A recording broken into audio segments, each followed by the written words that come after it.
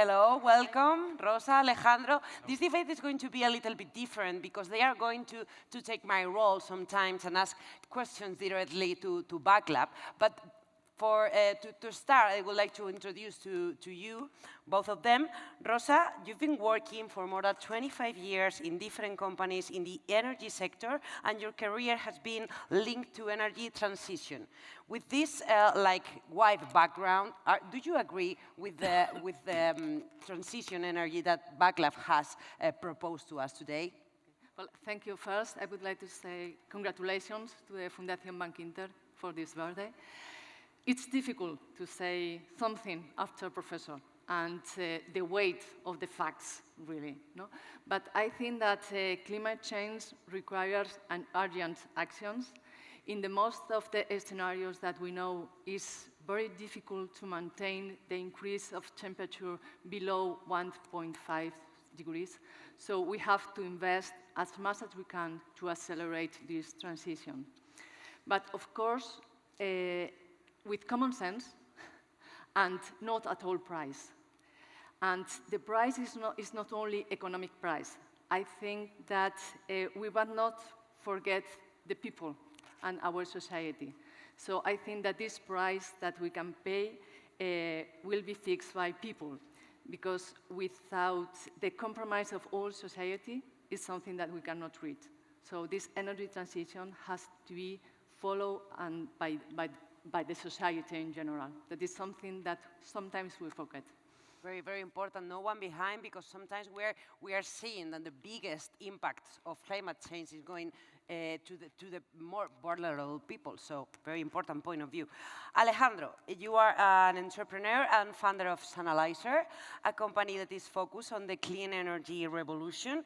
And I would like to know what's your perspective about the opportunities of entrepreneurship in the energy sector field. Do you think that more entrepreneurs are coming to see this opportunity that you are taking advantage of?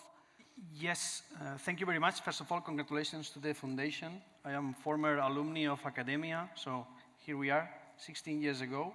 So very happy to be here. There are a lot of people that it's trying to get into the energy business as an entrepreneur, but I think there are many challenges. And as Professor Smil has said, this is a hardware business. Energy is not a digital business, it's a hardware business. So when you try to validate a hardware business or hardware industry, you need time to get that validation, to get some technology to be commercially viable. And from that point, you need more time to be profitable. So that is one of the main challenges of this. And the second one, as Professor Smil has said, the other challenge is the status quo. So we as people, we like the energy to be affordable. If it's free, it's better. So affordable, reliable, and clean. That's perfect. But we don't want to change our habits. So you have the two hands. So you need to make something that the market buys it, has to be profitable, but on the other hand, has to be, you must change this status quo. So people have to make the adoption. And how are we in Europe doing it? And also in the United States? Subsidies. Subsidies. That's it. So what is the problem with the subsidies? When you stop the subsidies, you stop the adoption. So this takes time. And I want to make a question to Professor Smil related to one thing that was telling us about every country is good in one technology, let's say. For example, Spain is good in solar, Germany is not good in solar. So do you think in the future we will have a worldwide grid of energy so we can send the same as the natural gas in Europe, or so we can connect, I don't know, Australia with Singapore to send electricity? The dream has been around for a long time. There's actually an organization, it's about more than 30 years old, spanning the globe with high voltage lines. Well, let's put it this way. Chinese are it's a command economy, the party says and the people do. It is the only country which has a modern high voltage grid, the only country. The US, so-called the only remaining superpower, is in shambles. It does not have a national grid, not at all, right? Europe has sort of grid, but totally inadequate, and the rest of the world remains unconnected, right? From technical point of view, theoretically it's doable. It's doable today in many ways, right? But the cost would be just totally astronomical. Plus, in the Western world, we have a real problem with grids or with pipelines. It's the permission process. It's not the thing itself, but who the hell wants to have a high voltage line? That's what we call NIMBY in English, not in my backyard, right? So the permitting process for me, and this is the same in Germany or in US, permitting process lasts decades sometimes before it's put in place. But one more thing I want to return to what you said about entrepreneurship and what will come. You see, it's very early days. I give you the best example. We cannot plan this centralized planning. You just cannot do it like that. It's a complex system, and we have to let all of this shake down and shake up. During the past 10 years, the alternatives to road vehicles, electric vehicles, vehicles fueled by biofuels, vehicles running on ammonia, vehicles running on hydrogen, vehicles running on fuel cells, and vehicles running on e-fuels, fuels made from carbon abstracted from the air and combined with green hydrogen made from electricity water. So you have possibly 6 systems how to move your car. How do we know which one will prevail or which 2 or 3 combinations will prevail? We have to let it to experience, satisfaction, prices, government regulation, and eventually we will have 2 or 3 types, or maybe just one dominant type. But as of now, we don't know really. Or will we heat our houses mostly by these heat pumps, or will it be by biogas of some sort, or we just don't know. So this is the thing. We have to be patient and give it the time. It's a little kid, barely started to walk. We don't know if he will end up, a Harvard professor or a criminal. We have no idea really, right? The problem with that is that to make one of these technologies to be profitable, must to be massive. Yeah. So which venture capitalist I would say in Europe, will invest in a technology that doesn't exist, so we need to validate it, but we don't know if it will be commercially viable or will be this massive adoption. So we were talking before about this VC views from Europe and United States. At the end, in this hardware business, we need more time and more money to validate and to be profitable. So what is your view regarding the European VCs? As well as unfortunately, Europe has been in this, it seems to be that all these 42.5% Germany and argument that Europe is the leader. Europe is not the leader. Perhaps, in wind turbines, but otherwise Europe has been a follower because most of the stuff comes from China, the raw material, right? And as far as the innovation, it still comes mostly from the United States, really. So, but of course, you mentioned the subsidies. This whole thing has been so compromised by what I call, this capitalism, give me, right? This is a very common thing now. Every private enterprise expect, and the latest example is that US is still much more entrepreneurial than Europe, but you've seen the latest thing, right? This absolutely ridiculous name, Inflation Reduction Act of Joe Biden, right? I mean, how does it reduce inflation when I'm subsidizing by $1 trillion, okay? That's $10 to $12, right? And it's called inflation reduction. So we live in a world which is totally post-factual. I don't even print. I had 0 in computers. Here's $1 trillion, and it's a reduction of inflation. Really? Okay. I mean, what can I say? What can I say, right? It's a post-factual world. It's just, for a scientist, it's pain to live in this world because nothing matters, really, right? $1 trillion is a reduction of inflation, right? I mean, what can I say?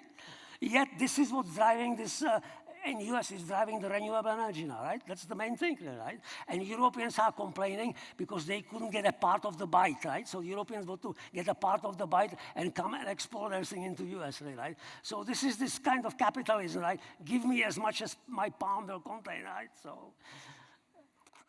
Rosa, you want to ask something about the Inflation Reduction Act? Yeah, regarding the approval of the inflation law, the Inflation Act in the United States, I was asking if in Europe we have lost the race. We cannot compete with a law like this, with an act like this. We have lost the race. We have lost the opportunity that creates all this energy transition because we cannot replicate. Well, but you see, this goes back to the fact, you know, that Europe is still in the past. Like it or not, Europe is losing its position. It's a continent which is dying out. It's like Japan. Last year, 700,000 people. Japan shrank by nearly 1 million people in a year. So in Japan, it's accelerated, but in Europe, it will be also accelerated. So this is just the thing, you know, that people think it's a trend of no. In long run, it's the population in the pipeline, because you'll have young people who will be willing to work, build families, risk. When you have old people, they don't want to risk. They want safety, right? You know, they just want to travel from museum to museum, right? You know, they do and drink coffee and whatever, right? But this is just the thing, you know. How was China built in past 20 years, right? That China a huge surplus of people between 15 and 45, and they are willing to work like crazy, right? And they made China a new superpower, right? So, in long run, if you have a population where most of the people are over 45 or 50. Pack it and go home, basically, right? You know, and that's another thing. You know the magic number 2.1, okay? Total fertility rate. When the total fertility rate goes to 1.9, okay? Finland, Sweden, there is still some hope. It can go to 2.1 and population down. When it goes, like in most European countries, and particularly everywhere in Mediterranean Europe, down to 1.3. You will never recover, because at 1.3, no matter if you would pay a woman $1 million to have a child, they wouldn't have children, right? We've done this. Chinese are not trying to do, because Chinese fertility is going down. That's the thing. So this is what it is, you know. There is no TFR in Europe. Once you go below 1.5, that's it. So it all is part and part. So it seems strange, you know, entrepreneurship, inventiveness to talking about TFR, but that's where it starts, really, right? Because young people will be taking risks, really.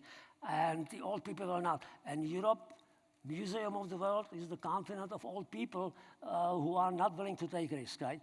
And in France, by the late 50s, they are so destroyed, they have to retire very early, right? So,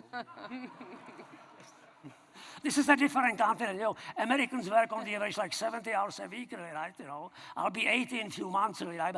But French have to retire at 58, otherwise, you know, the sky will fall. So of course there is no competitiveness, right? You know, everybody wants to retire, and everybody wants to take a 1 month for vacation and drink a coffee on the.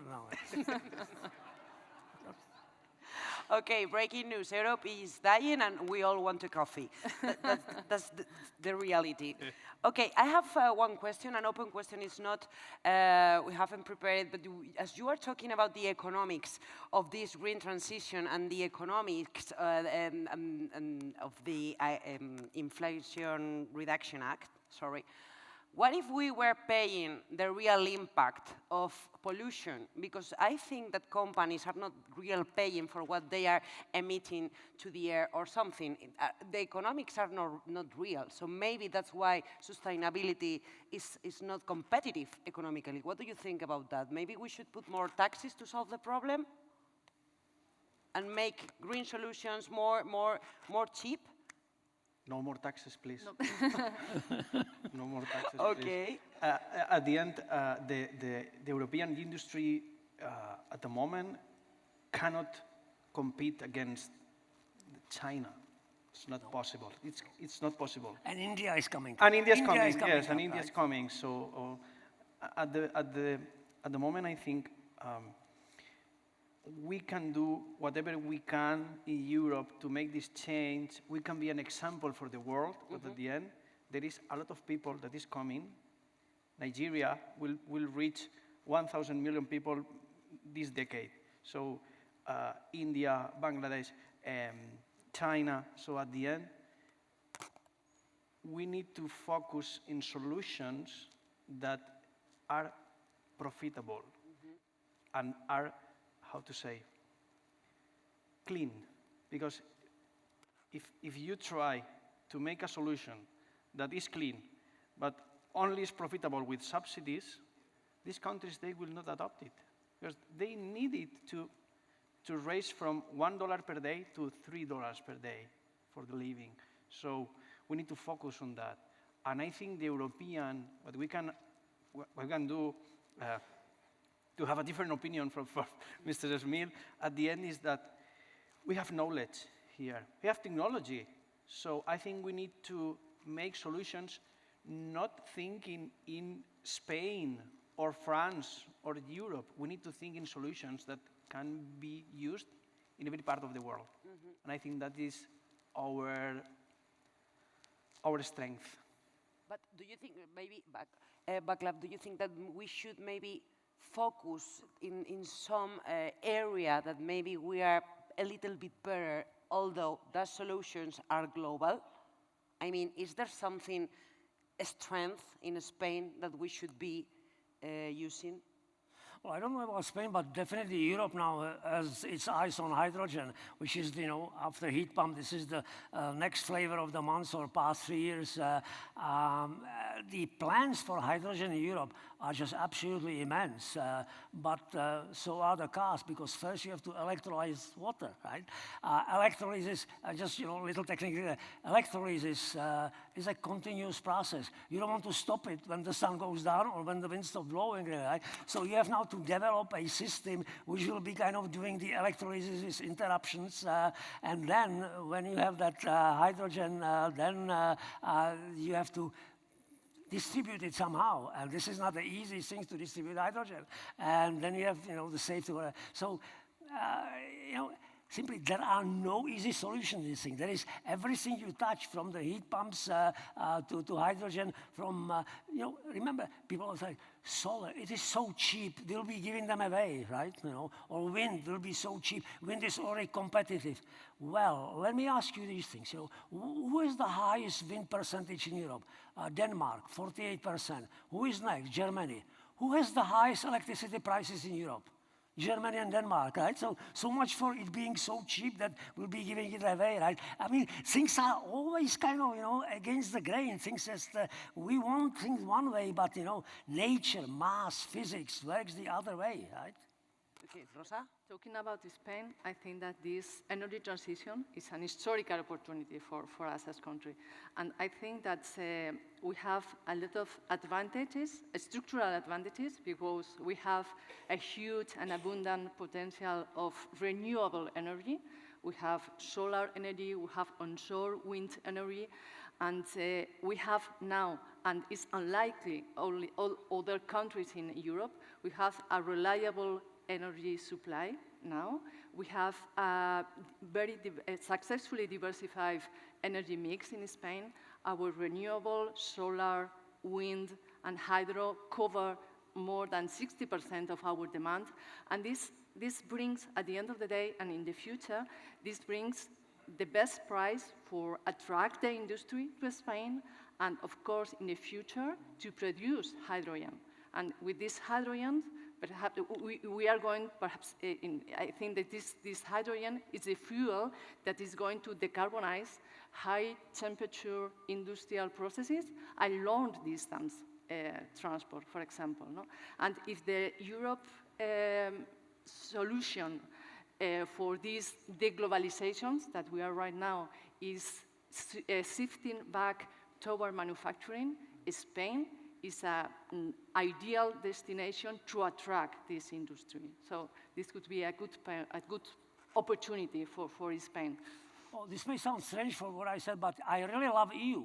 I'm a great friend of EU. It's just simply the stupid policies which I don't like, right? Europe has the tremendous advantage. It really built itself up as the possibilities are there. 440 million people. I mean, that's 100 million people bigger than the United States, right? And that's 1/3 of China. So Europe does have these advantages, and it seems that these dissipating forces are now quieted. So it's sort of cohesive now, but it should be used sensibly, not just simply coming with these. So I do recognize that actually Europe could be a very good competitor, but somehow, it's not happening. Somehow there is more infighting and setting these, from the sky goals and whatever. So this is what I don't like. But otherwise, I'm one of the staunchest. I probably believe more in Europe than more Europeans because, in typical European country, 40, 50% people don't like EU, right?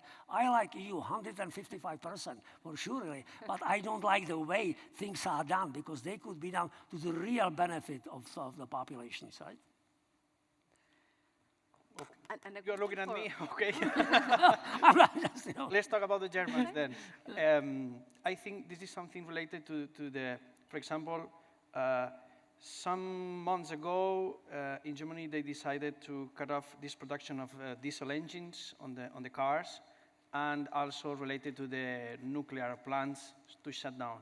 But because of this invasion of Ukraine, they have to shut up these carbon plants to generate. So at the end, they are making decisions for the good, but at the end they are getting problems with that. So the problem in Europe, or from my opinion, is that sometimes these decisions related to energy, and energy is not only electricity, energy is also logistics, transportation, materials, etc. They are guided or driven by politics, of course, not technologies, of course, not science, not profitability. So at the end, we are trying to make a check between the storytelling of the politics with the technology, and sometimes it doesn't fit. Here in Spain, there has been in the last year a huge installation of PV plants, solar. The problem is that the grid is not prepared. And the grid won't be prepared for that, because the grid is not designed for that. So we need to make huge investments in the grid. So this energy business, energy entrepreneurship is not only generation, it's also transportation with high voltage lines, and also the distribution to the people.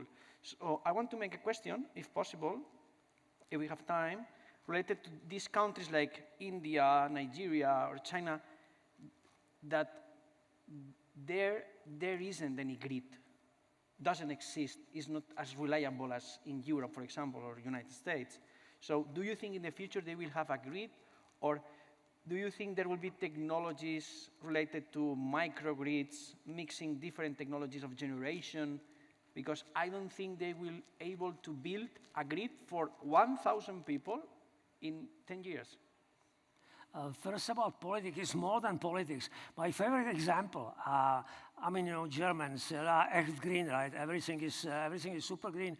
But have you noticed that after the Ukraine war started, they haven't even put the limit on the Autobahn. You can still go 300 kilometers per hour, right? Which is just about the craziest thing, how to waste energy. When you are a kindergarten car engineer, they'll teach you this. If you go 20, you are wasting your energy. If you go 30, a little bit less. If you go 50 to 60, that's the optimum, okay? When you go 70, you are wasting. When you go 300, you are just simply heating the universe, right? So this is totally irrational, right? They're all green, right? But no limit on the Autobahn, right? How many people the nuclear electricity killed in Europe in past 50 years? 0. How many people prematurely died because of emissions from coal-fired power plants, right? Okay, depending on different studies, thousands, tens of thousands. Yet Germany is so ideologically mad that they have to close down nuclear power plants and reopen the coal plants. So this is beyond politics. This is mystical. This is echt wunderbar. I have no words for that, right? As far as the microgrids, the problem is like, Paris, Madrid, Tokyo. How do you microgrid megacities, right? No, that's just the thing. And more of us, people don't want to live in whatever, in Hessen or La Mancha. They want to live in the biggest city possible, right? Tokyo, Japan is 700,000 people less last year, but Tokyo is still growing, right? People still move to Tokyo, right? So that's the problem. People like to congregate And microgrid is good maybe up to 10,000, whatever, but not up to 200,000 people or whatever. So that's our problem. I love microgrids, like I love solar, right? But how do you solarize New York and Tokyo, right? When you have to, if I were time, when you have to, we would have no problem with everything if we could store electricity. We have no cheap, easy, affordable means to store electricity on a massive scale. The batteries which we have, these are toys. These are little toys, right? How can you store electricity for Tokyo? 37 million people. Comes typhoon, there is no, wind is too strong, so wind turbines cannot work, and there is no sun for 3 days, right? 38 million people need electricity, air conditioning like for 3 days, right? There is no battery. We'll have no batteries for Tokyo for like 30 years even, right? That's the problem. We need electricity storage. So the thing which will collect everything, right? I don't care about the cost of solar or cost of wind. No matter how much it costs, if I could store it, right, on a mass scale, I will be a winner, right? So this is what, if we need one invention, we need many, but if we need one, mass scale storage of electricity, we need that one, more than anything else. Then we could be totally renewable. Yeah, I think that this geopolitical discard with Russia has record us the importance of the energy independencies, the energy sovereignty. So we cannot forget, or we cannot only have in mind environment, the green. We have to look for environment, at the same time price, and at the same time security of supply. See, this crucial trio of aspect is that we have to have in mind. Don't forget nothing of them.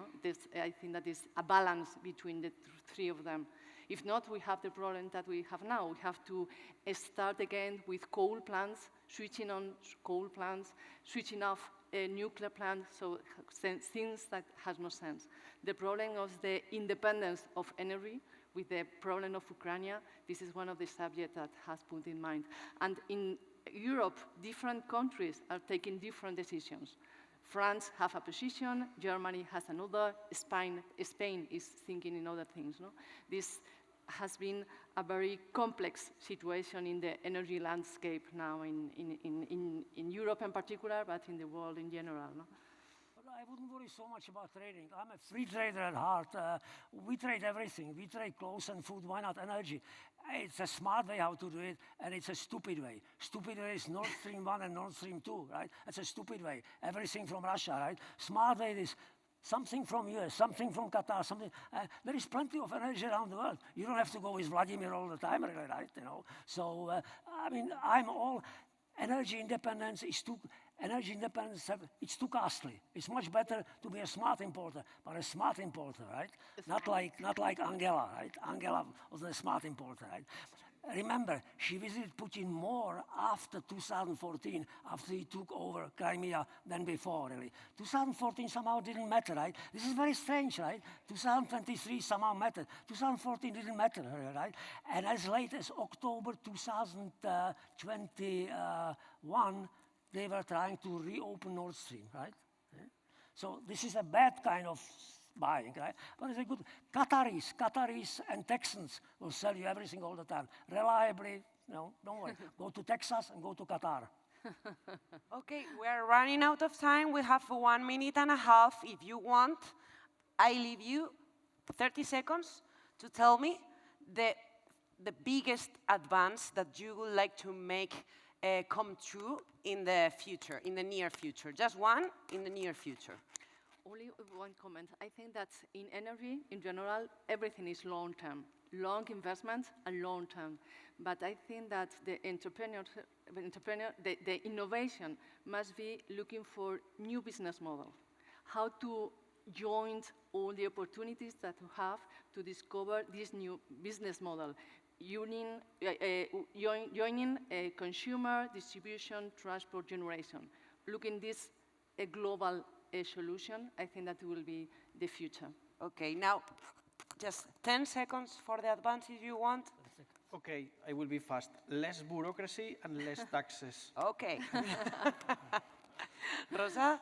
Yeah, I think that we have to, this decade is really important, and we have to take strategic decisions and long-term decisions, but right now, we have to mobilize now. Okay, Vaclav? I bought 4 figs yesterday at the vegetable market, and they put 4 figs into this large size of plastic clamshell, single use. We are wasting energy right, left, and center, overheating and overcooling our homes, wasting single-use plastic right, left, and center. I could design a Western civilization with 40% less energy than we use now, simply by not wasting so much. By the way, we waste 30% of all food which we grow, right? So we are pigs. We are like pigs. We waste energy, and we would waste less, we'll be much better off. So, you know, examine your things, and don't buy anything in clamshells, and don't drive 300 kilometers on the highway, and don't overcool your house. 26 is fine inside temperature in summer, inside the house. You don't need 17. Woo, thank you very much. Okay. I wanted to bring that clamshell with me. I forgot it.